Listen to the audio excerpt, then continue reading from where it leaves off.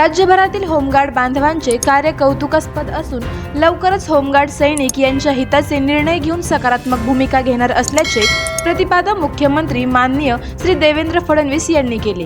शिर्डी या ठिकाणी भाजपा पार्टीचे राज्यस्तरीय अधिवेशन असल्याने मुख्यमंत्री देवेंद्र फडणवीस तसेच भाजपा पार्टीचे राज्यभरातील आमदार पदाधिकारी उपस्थित होते।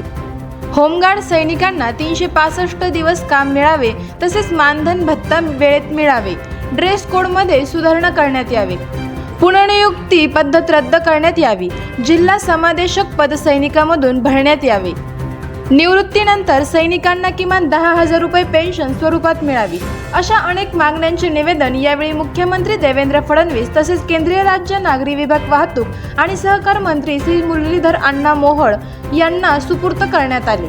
प्रसंगी श्रीरामपूर येथील पत्रकार राजेंद्र देसाई यांनी 180 दिवसाचा आदेश त्वरित पारित करावा तसेच पदोन्नतीबाबत निर्णय घ्यावा अशी मागणी करत राहता तालुका समादेशन श्री संदीप शिंदे यांनी मानधन वेळेवर मिळावे, 2016 पासूनची फरकाची रक्कम त्वरित वितरित करावी अशी विनंती केली।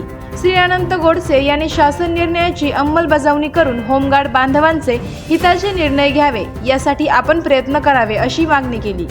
प्रसंगी सामाजिक कार्यकर्ते श्री प्रशांत भालेराव, श्री प्रसाद तुरकणे उपस्थित होते।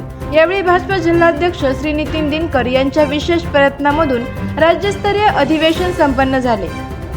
कार्यक्रम यशस्वी करण्यासाठी बंडू शिंदे तसेच सर्व सहकारी कार्यकर्ते प्रयत्नशील होते। करायचं आहे लाईव्ह कार्यक्रम किंवा आहे कसले आंदोलन, जनसामान्यपर्यंत पोहोचेल आपला हक्काचा आवाज जनतेचा।